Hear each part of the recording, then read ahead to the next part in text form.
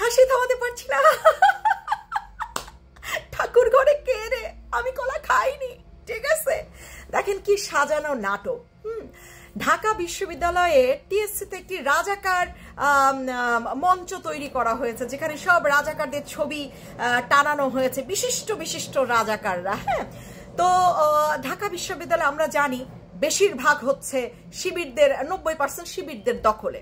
হ্যাঁ, জামাত শিবিরদের দখলে, মানে বাংলাদেশের বিরুদ্ধে যাদের অবস্থান ছিল তাদের দখলে। তো তারা এটা মঞ্চস্থ করেছেন। তো এইখানের আবার গুটি কয়েক ছাত্রছাত্রী তারা এই নাটকের উপরে আরেক নাটক মঞ্চস্থ করেছে। তারা হচ্ছে কি রাজাকারের ঠাঁই নাই আমাদের বাংলায়, এই কিছু কিছু স্লোগান, 4-5 জন মিলে স্লোগান দিয়া এই ছবিগুলা নামানোর ব্যবস্থা করেছে। দেখেন জনগণরে তারা কি পরিমাণ বেকুব তারা মনে করে। হ্যাঁ, তারাই ছবিটা নাই, তারাই স্লোগান দিয়ে নামায়, আর জনগণ ভাবছে আরে বাপ রে বাপ, মুক্তিযুদ্ধের পক্ষের ছাত্রছাত্রীরা চলে আসছে ছবি নামানোর জন্য, রাজাকারদের ঠাঁই না দেওয়ার জন্য। তো শুধু যদি এত মুক্তিযুদ্ধের পক্ষের ছাত্রছাত্রী তোরা হয়ে থাকিস, শুধু ছবি নামালি কেন?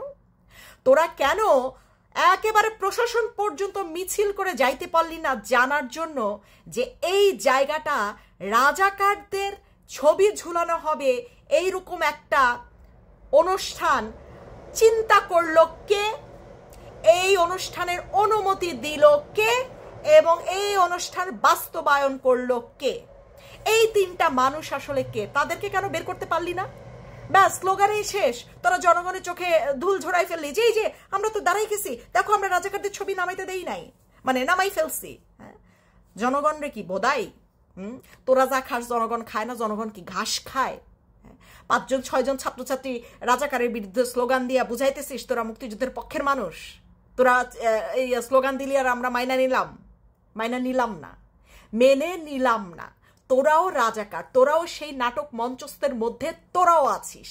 হ্যাঁ, কারণ তোরা জানিস জনগণ যদি খেপে যায় তাহলে চরম একটা খারাপ অবস্থা তৈরি হবে। সেই খারাপ অবস্থা যদি না তৈরি করার জন্য তোরা মঞ্চস্থ করলি, তারপরে তারা ভদ্রভাবে স্লোগান দিয়ে ছবিগুলা নামিয়েও ফেললি। কেন তোরা আগুন দিয়ে পুড়াই ফেলতে পারলি না কেন?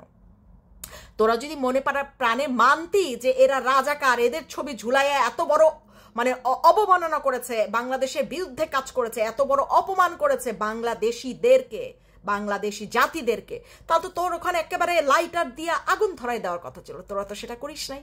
তোরা খুব ভদ্র কিছু স্লোগান দিয়ে ছবিগুলো ভদ্রভাবে নামাই নেওয়ার ব্যবস্থা করেছিস। এই ছবিগুলো কি নামাই নেওয়ার মতন ছবি? যাদের এই বাংলায় আমরা ফাঁসি দিয়েছি, যাদের এই বাংলাদেশে কোনো ঠাঁই নাই, তাদের ছবি এরকম ভদ্রভাবে নামিয়ে নেবে? তোরা ভদ্র স্লোগান দিবি আর তোরা দাবি করবি তোরা বাংলাদেশের পক্ষের মানুষ? হ্যাঁ, আমরা মেনে নিব? বললাম তো মেনে নেইনি। তোরাও এই নাটকেরই একটা অংশ। তোরা জানিস এখানে জনগণ যদি খেপে যায় এটা আগুন দিয়ে পুড়িয়ে ফেলতে পারে। তোরা চাস না তোদের বাপ দাদার ছবি আসলে আগুনে পোড়ানো হোক, অপমান করা হোক, অবমাননা করা হোক, নিচে ফেলায়া উষ্টালাথি দিয়া ছেঁড়া হোক, তোরা চাস না। সেই কারণে তোরা জনগণ খেপার আগেই কি করলি?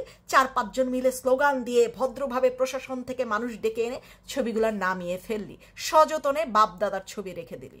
তোদের এই চালাকি কি আমরা বুঝি নাই? তাই ভাবছিস? যা দেখ তো সুদি বাপ এখন তোদের নামও এখন সনদে ঢুকাই কিনা। জুলাই সনদে ঢুকে যা, সংবিধানের ভিতরেও তোরা ঢুকে যা।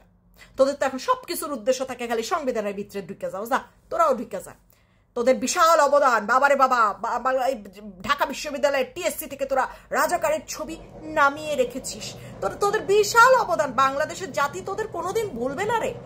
তোদের নামও সংবিধানে বল লাগাই দিতে, তোদের নামটিও বল সংবিধানের মধ্যে ঢুকাই দিতে। হ্যাঁ, কিন্তু বাংলাদেশের জাতিরে এত বেকুব মনে করিস না।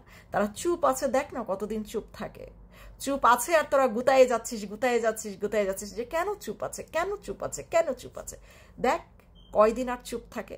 কিন্তু এসব নাটক আর মঞ্চস্থ করিস না রে, নাটক আর দেখাইস না। এসব নাটক তোরা দেখানো মাত্রই জনগণ বুঝা ফেলে যে নাটক কিসের জন্য কি। যদি তোরা এই জায়গাটা পুরোটা এই রাজাকারদের ছবি সহ আগুন ধরিয়ে জ্বালিয়ে দিতে পারতি, তখন বুঝতাম তোরা বাংলাদেশের পক্ষের মানুষ। এই রাজাকারদের ঠাঁই তোরা চাস না বাংলাদেশে। রাজাকারদের ঠাঁই তো থাকলোই। ছবিগুলো সুন্দর করে ভদ্রভাবে নামায় তোদের রুমে পৌঁছায় দিবে, তোদের বাড়িতে পৌঁছায় দিবে তোদের বাপ দাদার ছবি, তোরা আবার আদর যত্ন করে রাখবি। তো হইল না? তাই তো হলো, সম্মানে তোরা রাখলি রাজাকারদেরকে, তাহলে এটা কেমনে বাংলাদেশের পক্ষের কেমনে হইলো, আর বাংলাদেশের রাজাকারদের ঠাঁই নাই কেমনে হইলো? একটু খেয়াল করে দেখেন কি চালাকিভাবে তারা ইয়া থেকে কি বলে হাজত থেকে নিজামের ছেলে রাজাকারদের ছেলেরা বাইর হয়ে ফার্স্টে কি করলো, টোকা মারলো বাংলাদেশের জাতীয় সঙ্গীতরে। হ্যাঁ, সে ধর্ম দিয়া হ্যান দিয়া ত্যান দিয়া কত কিছু করে বাংলাদেশের জাতীয় সঙ্গীতরে টোকা মারার চেষ্টা করলো, দেখলো যে পারে না, দেন চুপ হয়ে গেল, এটা পারলো না পাল্টাইতে।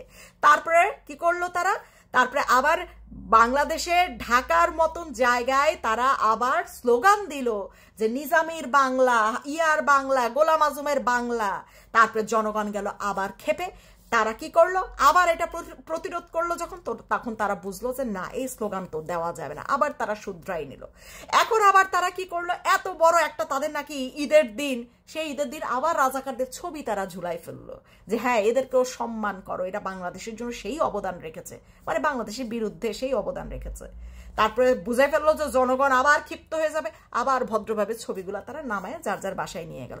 খেয়াল করে দেখেন তো যে এদেরকে প্রতিষ্ঠিত করার জন্য কি পরিমাণ নাটকগুলা একের পর এক করা হচ্ছে, এবং টোকা মেরে মেরে দেখা হচ্ছে যে জনগণ খেপে কি খেপে না। যদি খেপে তাহলে পিছিয়ে আসছে, আর যদি না খেপে তাহলে সেটা নিয়ে তারা এগিয়ে যাবে। খেয়াল করে দেখেন তাদের এই 1 বছরের নাটকগুলা। আরে বাসায় তো থাকেন, সোশ্যাল মিডিয়াতেই তো থাকেন, সারাক্ষণ কারে গালাগালি করবেন, কারে কমেন্ট করবেন, কারে বাজে লিখবেন, লিখে একেবারে উদ্ধার করে ফেলবেন। ওটা না লিখে একটু ব্রেনটারে খাটান, দেখি খাটান, নাটকগুলা বোঝার চেষ্টা করেন, কাজে লাগবে। নাটক কম করো প্রিয়।